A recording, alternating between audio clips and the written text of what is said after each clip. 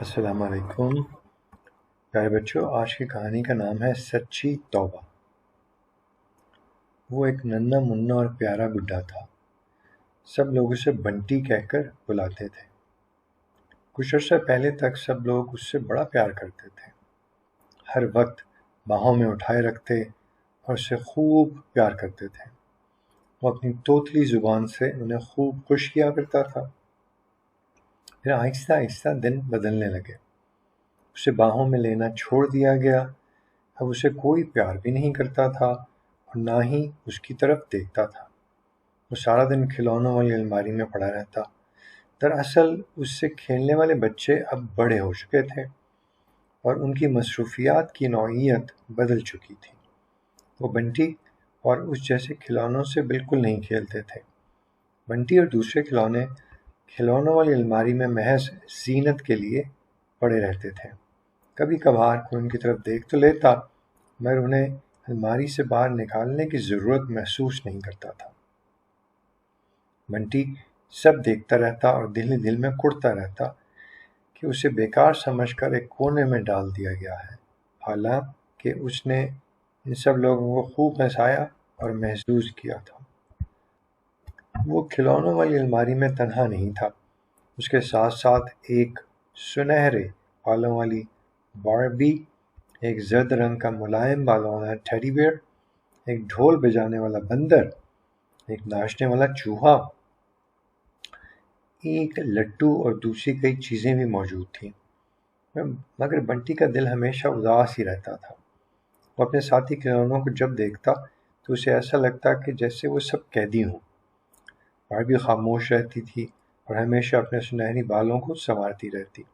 پہلے پہل دوسرے کھلونوں نے بنٹی کو بڑا سمجھایا بجھایا کہ اداس ہونے کی ضرورت نہیں ہے، خدا کا شکر ادا کرو کہ ہم سب کوڑے کے ڈھیر کے بجائے اس خوبصورت اور صاف ستھری الماری میں رہتے ہیں۔ ان لوگوں نے ہمیں فضول اور بیکار سمجھ کر کوڑے دان میں پھینک نہیں دیا۔ بنٹی نے ہمیشہ اپنے ساتھیوں کی مخالفت کی اور ان کی باتوں کی کوئی پرواہ نہیں کی۔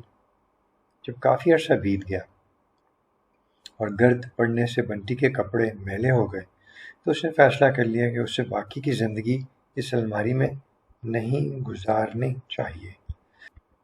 اس نے کافی سوچ بچار کے بعد طے کیا کہ وہ اس گھر کو چھوڑ دے گا۔ اس نے جب اپنے ارادے کا اظہار ساتھی کھلونوں پر کیا تو انہوں نے اسے باہر جانے سے منع کیا، مگر بنٹی تو طے کر چکا تھا کہ اسے اب اس الماری میں نہیں رہنا ہے۔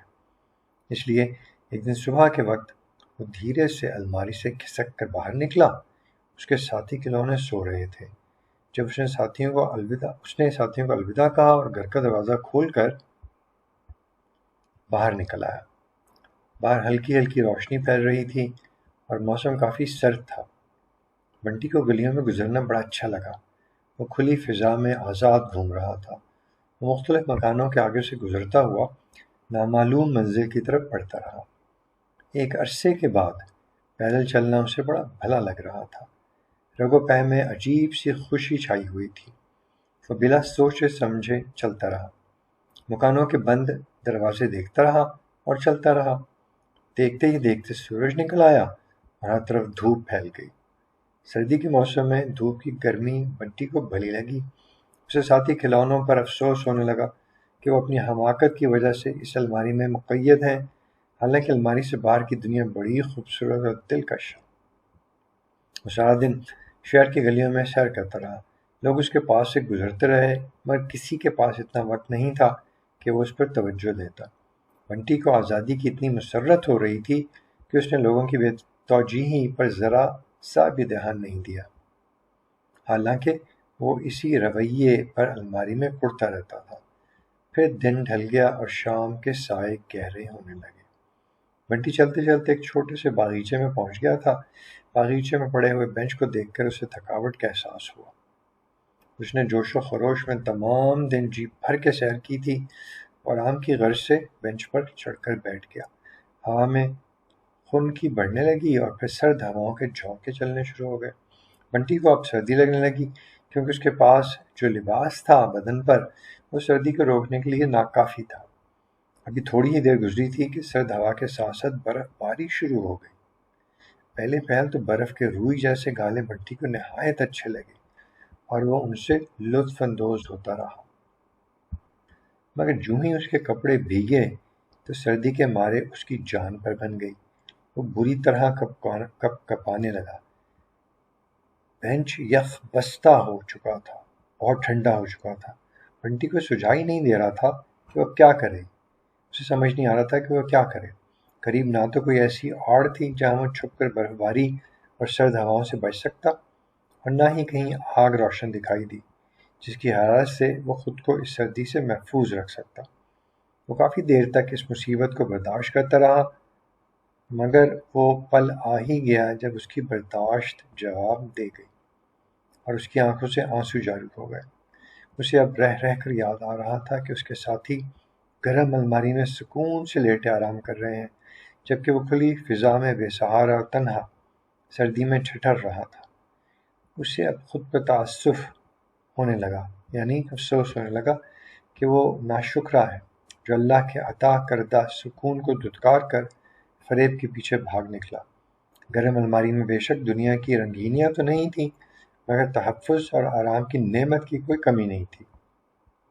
وہ ٹھنڈے بینچ سے اترا اور اس کے نیچے کے خلا میں گھس گیا۔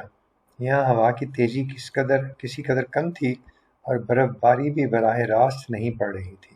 وہ سردی میں ٹھٹرتا رہا، کپکپاتا رہا اور اپنی غلطی پر آنسو بہاتا رہا۔ ہر طرف عجیب سا سناٹا چھا چکا تھا۔ وہ شہر جہاں دن بھر میں چہل پہل ہوتی رہی، اب ویرانی کا نظارہ پیش کر رہا تھا، دل کو دہلا دینے والی ویرانی، اور خاموشی سے بنٹی کا دل کانپ رہا تھا۔ جب کبھی کہیں دور سے کتے کے بھونکنے کی آواز سنائی دیتی تو اس کا دل بری طرح اچھلنے لگتا۔ یہ کیسی آزادی تھی جسے پا کر اس کا سکون غارت ہو چکا تھا۔ وہ زار و قطار روتا رہا اور اپنے رب کے حضور گڑ گڑاتا رہا۔ اس نے غلطی کی تھی، اللہ کی عطا کردی نعمت کو جھٹلایا تھا۔ وہ اسی کشمکش میں جانے کب نیند کی وادیوں میں اتر گیا۔ نیند میں پہنچتے ہی سردی کا احساس کم ہو گیا اور تنہائی و تکلیف ٹل گئی۔ وہ نیند میں سوتا ہوا خواب کے گلستان میں پہنچ چکا تھا۔ وہاں اس کے سب ساتھی دوست موجود تھے جو خوبصورت باغ میں اودھم مچا رہے تھے۔ بنٹی کو یہ سب دیکھ کر بڑا بھلا لگا۔ اچانک اسے خیال آیا کہ کہیں یہ سب خواب تو نہیں، وہ تو کچھ ہی لمحے پہلے سردی میں ٹھٹر رہا تھا، برف کے روئی جیسے گالے پتھروں کی سی چوٹ لگا رہے تھے۔ اس نے خود کو ٹٹولا، مگر خواب میں ہی مطمئن ہو گیا کہ یہ سچائی ہے۔ اس نے صدق کے دل سے اللہ کا شکر ادا کیا اور خود سے عہد کیا کہ اب وہ اللہ کی نعمت کو کبھی نہیں جھٹلائے گا۔ اس کے سب ساتھیوں نے اسے کھیلنے کی دعوت دی، ان کے ساتھ کھیل میں شریک ہو گیا اور کھیلتا رہا، خوب ادم چوکڑی مچاتا رہا۔ اسے خود بھی یاد نہ رہا کہ وہ کتنی دیر تک کھیل میں مگن رہا تھا۔ اچانک اسے ایک عجیب سا احساس ہوا، لطیف اور گرمائی سے بھرپور احساس۔ وہ اس کے بدن کو سہلا رہا تھا، ہاتھوں کی گرمی سے اس کے جسم میں زندگی بیدار ہونے لگی۔ یہ کیا ہو رہا ہے؟ اس نے خود سے سوال کیا۔ اس کے ساتھی اس کی نگاہوں سے ہٹتے چلے گئے۔ وہ انہیں واپس بلانا چاہتا تھا، مگر ایک عجیب سا خوف اس پر طاری ہو گیا اور آواز حلق سے باہر نہ نکل پائی۔ اس نے اپنی پوری قوت جمع کر کے چیخنا چاہا، اس کی آنکھوں کے سامنے روشنی کی چادر تنتی چلی گئی۔ اس کی آنکھیں کوئی اور ہی منظر دکھا رہی تھیں۔ اس نے سر گھما کر ادھر ادھر دیکھا۔ وہ ایک ننھی منھی سی لڑکی کی باہوں میں تھا جو اس کے جسم کو پیار سے سہلا رہی تھی۔ قریب کئی دوسرے بچے بھی آتے جاتے دکھائی دے رہے تھے۔ بنٹی کو سمجھ میں آنے لگا کہ وہ باغ میں کھیل کا منظر محض خواب ہی تھا، اور اب وہ جو کچھ دیکھ رہا ہے وہ حقیقت ہے۔ اس کے چہرے پر ایک بار پھر افسردگی چھا گئی۔ ننھی لڑکی نے اسے پیار سے پچکارا اور اپنے ساتھیوں کو چڑھاتی ہوئی دکھائی دی۔ شاید وہ ایک گڈا پا کر خوش ہوئی تھی جب اس کے ساتھیوں کے چہرے پر ناگوار تاثرات پھیلے ہوئے تھے۔ شاید انہیں میلا کچیلا گڈا پسند نہیں آیا تھا۔ وہ ننھی لڑکی ساتھیوں کی پرواہ کیے بغیر بنٹی کو لے کر اپنے گھر چلی آئی۔ بنٹی کے کپڑے ابھی تک گیلے تھے، سردی کا احساس بالکل ختم تو نہیں ہوا تھا، البتہ ننھی لڑکی کی باہوں کی گرمائی سے اسے کافی کم کر ڈالا تھا۔ ننھی لڑکی چہکتی ہوئی اپنی ماں کے پاس پہنچی اور اسے بتانے لگی کہ اسے یہ گڈا باغیچے کے بینچ کے نیچے پڑا ملا ہے۔ رات کی برف باری میں وہ بھیگ گیا تھا اور شاید اس کا مالک اسے چھوڑ گیا ہے۔ ننھی لڑکی کی ماں نے محبت بھری نگاہوں سے بنٹی کو دیکھا۔ گھر کے کام کاج سے فارغ ہو کر ماں نے بنٹی کے کپڑے اتار کر دھوئے اور سکھائے، بنٹی کو مل مل کر نہلایا۔ جب بنٹی نے دھلے اور اجلے کپڑے پہنے تو وہ بالکل نیا دکھائی دیا۔ بنٹی خود کو آئینے میں دیکھ کر بے حد خوش ہوا۔ ننھی لڑکی نے اسے اپنے کھیلنے کے لیے مخصوص کر دیا تھا۔ اس نے اسے گھر میں ایک طرف پڑی میز پر بٹھا دیا۔ اب وہ سارا دن وہیں بیٹھا رہتا تھا۔ صبح ننھی لڑکی اسکول چلی جاتی اور دوپہر کو آنے کے بعد بنٹی سے ڈھیروں باتیں کرتی۔ اس کے لیے اسکول سے مزے کی چیزیں ملاتی تھی۔ شام پر ننھی لڑکی کے دوست اکٹھے ہو جاتے اور بنٹی سے خوب کھیلتے۔ بنٹی بھی ان سے طوطی زبان میں باتیں کیا کرتا تھا۔ چھٹی والے دن تو بنٹی کے لیے بڑا سہانا دن ہوتا تھا۔ بنٹی بھول گیا کہ وہ کبھی کھلونا والی الماری میں قیدی تھا۔ اس نے اللہ کا شکر ادا کیا کہ اس نے اس کی توبہ قبول کر کے نئی زندگی اور نئی خوشیاں عطا کی تھیں۔ وہ ہفتے میں 2-3 مرتبہ نہاتا اور اس کے کپڑے دھلتے۔ ننھی لڑکی کو اس کے ماں باپ نے کئی دوسرے کھلونے بھی لے کر دیے۔ سب کھلونے بنٹی کے ساتھ سجتے رہے۔ ننھی لڑکی ان سب سے باری باری کھیلا کرتی، مگر بنٹی سے تو اسے والہانہ لگاؤ تھا۔ پھر دنوں کو پر لگ گئے، وقت تیزی سے گزرتا چلا گیا، ننھی لڑکی بڑی ہوتی چلی گئی۔ پھر وہی ہوا جس کا اندازہ بنٹی کو ہرگز نہیں تھا۔ ننھی لڑکی نے اس سے کھیلنا کم کر دیا۔ وہ ہفتے میں 1-8 بار اس سے کھیلتی۔ وقت نے پھر کروٹ بدلی تو اس ننھی لڑکی نے گھر کی دیوار میں بنی ہوئی ایک الماری میں اسے اپنے باقی کھلونوں کے ساتھ سجا دیا۔ بنٹی بھی ان کے ساتھ رکھ دیا گیا۔ ننھی لڑکی آتے جاتے الماری پر نگاہ ڈالتی اور مسکرا کر نکل جاتی۔ پہلے پہل تو ہفتے میں 1 بار الماری کی صفائی کر دی جاتی تھی، مگر یہ سلسلہ ہفتوں سے مہینوں میں بدل گیا۔ بنٹی پر ایک بار پھر افسردگی چھا گئی، مگر اب وہ اس الماری سے کہیں اور جانے کا ارادہ نہیں کر رہا تھا، کیونکہ وہ جانتا تھا کہ قسمت ہر بار ساتھ نہیں دیتی۔ بار بار ایک ہی غلطی کرنے سے توبہ بھی اپنا اثر چھوڑ جاتی ہے۔ اور دوسرے کھلونوں کے ساتھ صبر و قناعت کی زندگی بسر کر رہا تھا۔ دیکھا بچوں، جو ایک بار ٹھوکر کھا کر سنبھل جاتا ہے وہ دوبارہ کبھی ٹھوکر نہیں کھاتا۔